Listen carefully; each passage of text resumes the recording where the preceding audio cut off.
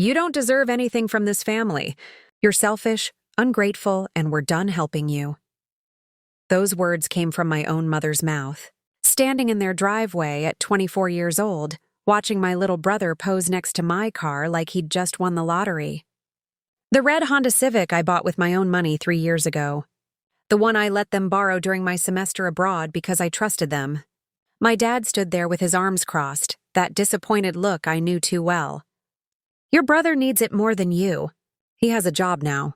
You live in the city with public transport." I felt my throat close. "But it's in my name. It's my car." My brother smirked. That entitled 21-year-old smirk that made my blood boil. "Mom and Dad said it's mine now. Deal with it, sis." The neighbors were watching. Mrs. Patterson from next door pretended to water plants that didn't need watering. I could feel their eyes on me, judging, pitying. "We've already decided," Mom said coldly. "You're always so focused on yourself, your career, your life in the city. Your brother actually needs help." I couldn't believe my own parents were stealing from me. But what they didn't know was that the car wasn't just in my name. The insurance was too, and I hadn't signed a single paper transferring ownership. My phone buzzed in my pocket. A notification that would change everything. The notification was from my insurance company. "Vehicle incident reported. Claim filed by secondary driver." My hands trembled as I opened the email. My brother had already gotten into an accident. 2 days after they gave him my car. A fender bender in a parking lot, but enough to trigger a claim under my policy. I stood there in that driveway, watching him polish the hood like he owned it, completely unaware that I'd just received proof of his incompetence. "You know what? Fine," I said, forcing a smile. "Keep the car. I hope it serves you well." Mom looked surprised by my sudden compliance. Dad actually seemed relieved. My brother just laughed, finally acting like a real sister. I walked away, got into my Uber, and didn't look back. But I wasn't giving up. I was planning. That night, in my tiny studio apartment, I called my best friend Rachel. She was in law school, top of her class. "They can't just take your car," she said immediately. "Auto registration, insurance, all in your name. Girl, you have options." "What kind of options?" "The kind that'll make them regret ever crossing you." I could hear the smile in her voice. "First things first, document everything. Every text, every call, every expense you've paid on that car." I opened my laptop and started digging through 3 years of records. Registration renewals, insurance payments, maintenance receipts, oil changes, new tires last summer. The paper trail was undeniable.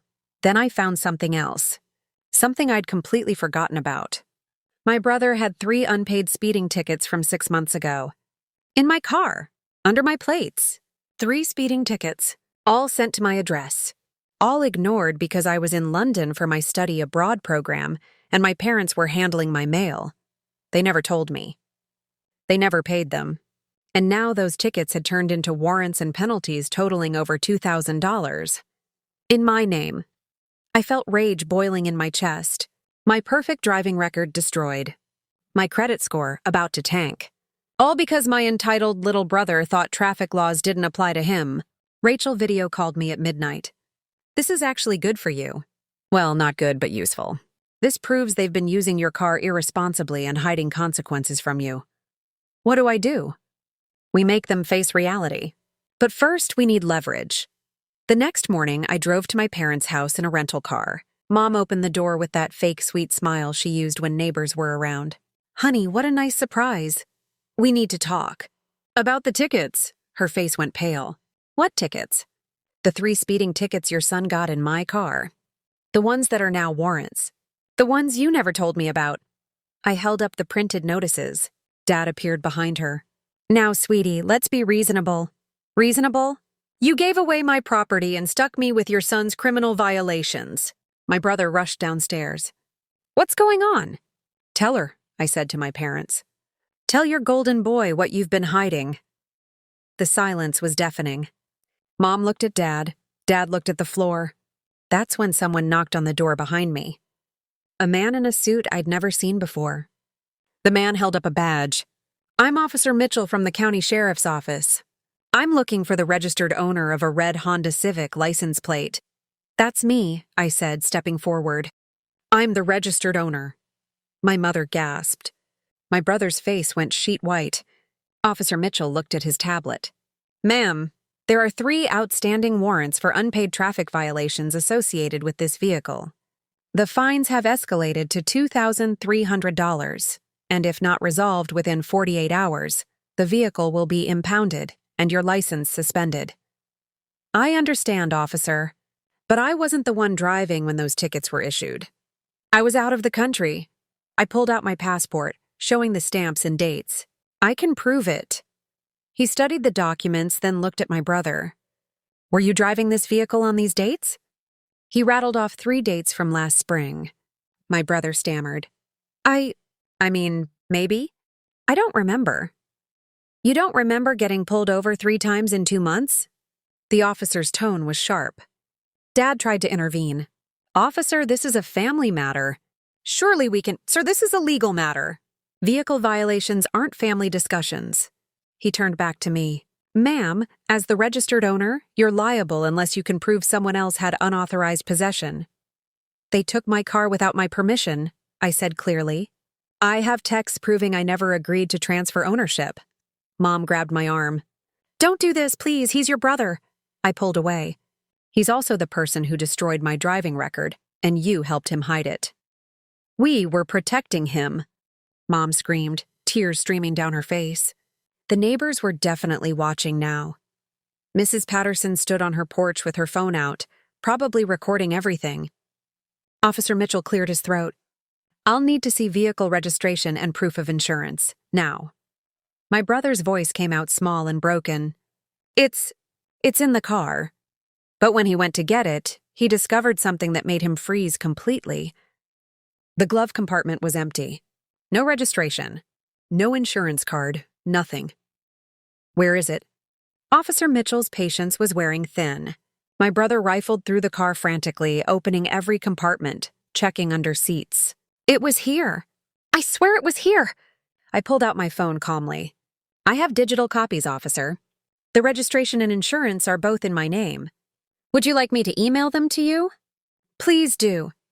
I watched my brother's face crumble as I sent the documents. The officer reviewed them on his tablet, nodding slowly. Everything here shows you as the sole owner and policyholder. Has this vehicle been transferred or sold? No, sir. They took it without my consent while I was abroad. Dad's voice cracked. She's lying! She said we could use it.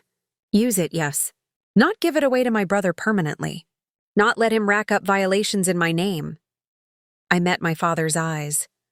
Not destroy 3 years of my perfect record because you love him more than me. Mom collapsed onto the porch steps, sobbing. We just wanted to help him get on his feet. He needed a car for his job.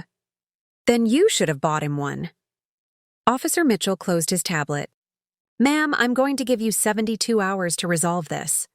Either pay the fines or prove in court that you weren't driving. If you choose to press charges for unauthorized use— She won't do that, Dad interrupted desperately. She wouldn't destroy her own brother. I looked at my brother. He was 21, healthy, capable, and standing next to a car he'd stolen from me while my parents cheered him on. Wouldn't I? That's when my phone rang, and the caller ID made everyone go silent. It was my grandmother, Dad's mother, the woman who'd been suspiciously quiet through all of this. And she was about to drop a bomb no one saw coming. Put me on speaker, Grandma Jones' voice was steel. I want everyone to hear this. I pressed the button. You're on, Grandma. I know what you did, Richard. She used my dad's full name, which never meant anything good. I know you took your daughter's car and gave it to your son. And I know about the tickets. Dad's face went crimson. Mom, this isn't your business. It became my business when you stole from my granddaughter. Her voice thundered through the speaker. The same granddaughter who visited me every week, who helped me through chemotherapy, who actually gave a damn while you were too busy spoiling that boy. My brother looked like he wanted to disappear into the pavement. Officer, are you still there? Grandma asked. Yes, ma'am, Mitchell replied, clearly intrigued. Good. Because I'm about to make this very simple. That car was purchased partially with money I gave my granddaughter for her college graduation. $5,000. I have the check receipt, the card I wrote, everything. So technically, that vehicle is tied to my gift. Mom's sobbing stopped. She looked up, horrified. I want that car returned to its rightful owner immediately, or I'm pressing charges myself for misappropriation of gifted funds. And Richard? Grandma's voice dropped low. I'm changing my will. Today. You won't see a penny. Mom, please.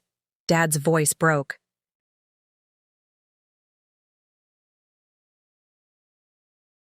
You made your choice when you chose him over her. Now live with it. The line went dead. The silence on that driveway was suffocating. Officer Mitchell looked at me. Ma'am, do you want to file a report for unauthorized use of your vehicle? Every eye was on me. Mom's mascara ran down her cheeks. Dad looked 10 years older. My brother's hand shook. This was my moment. The moment where I could either forgive or destroy them.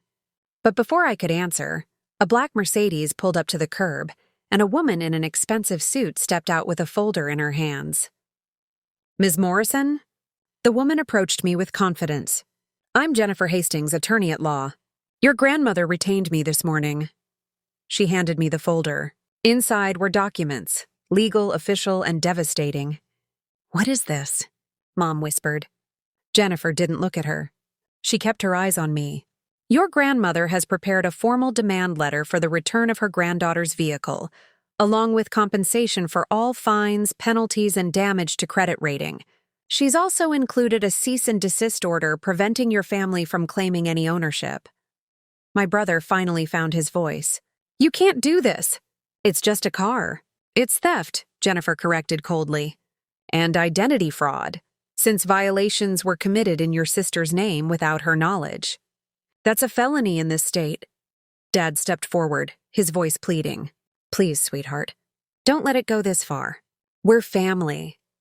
Family doesn't steal from each other, I said quietly.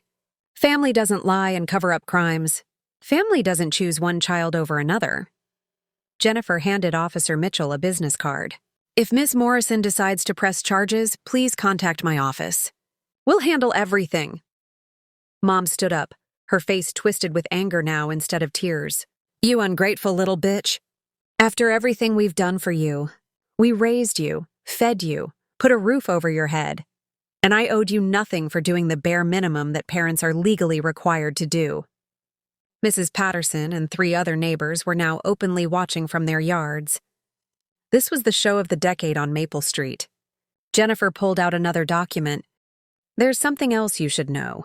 We pulled your brother's driving record this morning. Those 3 tickets? Not his first violations. She handed me a paper. My hands shook as I read it. He had 6 prior violations. 6. All dismissed because my parents paid them off quietly. All hidden from me. And now I understood why they'd given him my car. His insurance was too expensive for them to afford anymore. They'd made me the liability instead. 6 violations? I looked at my brother like I'd never seen him before. You've been a dangerous driver this whole time and they just covered it up? Jennifer nodded.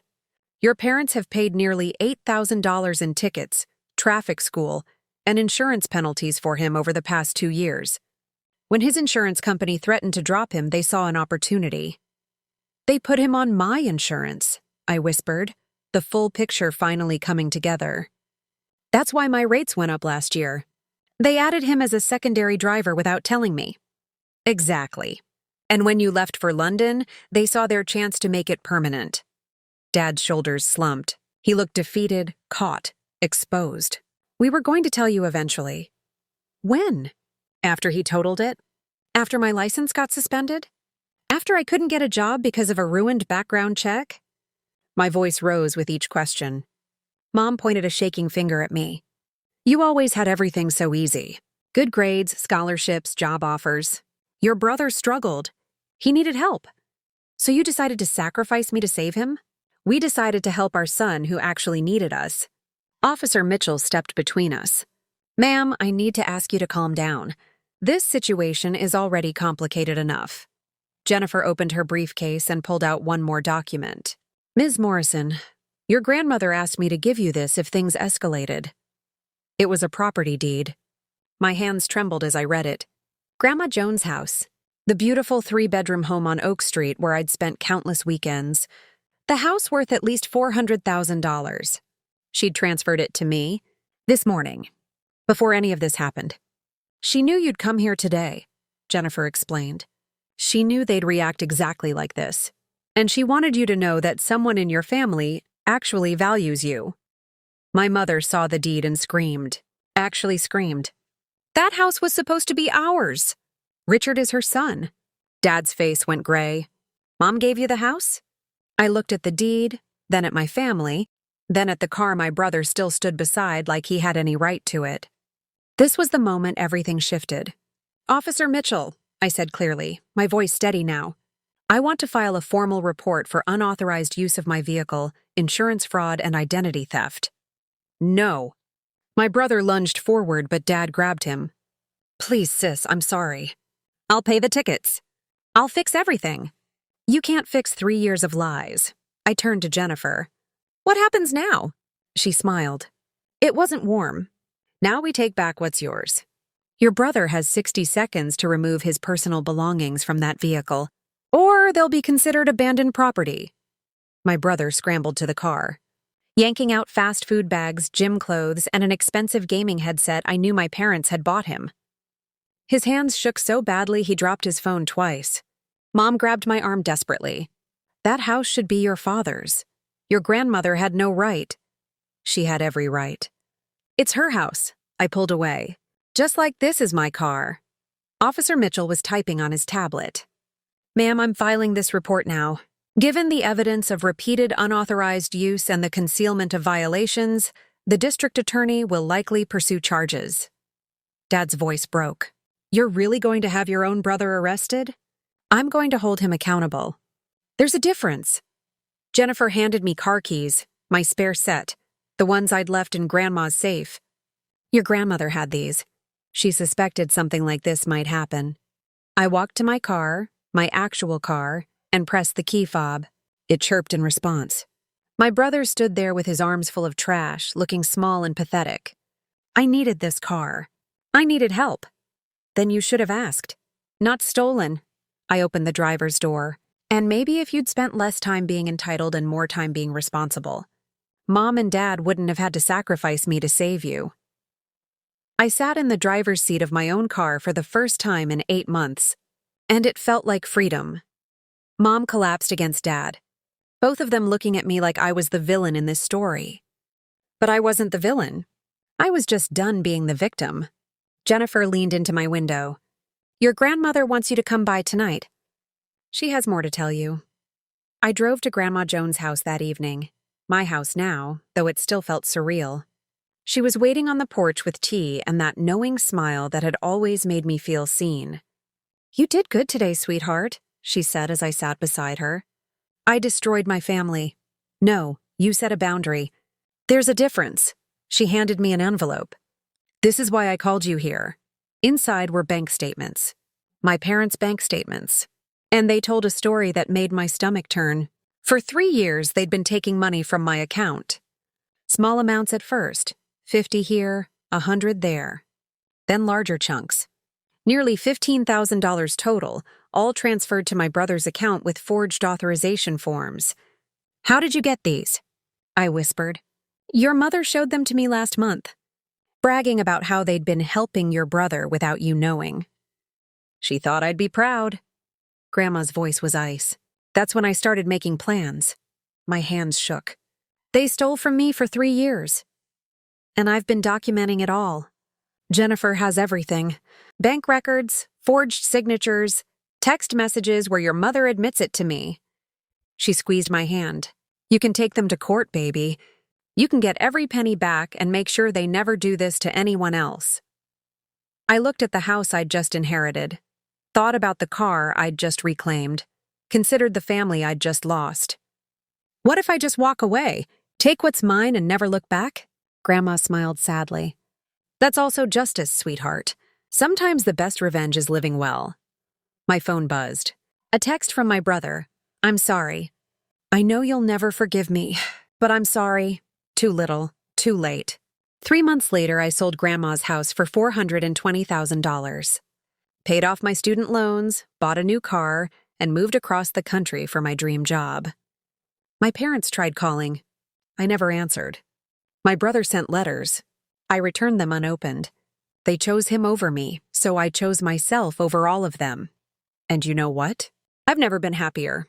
Some families are born, some are chosen, and some are left behind where they belong, in the rearview mirror of a car they never should have touched.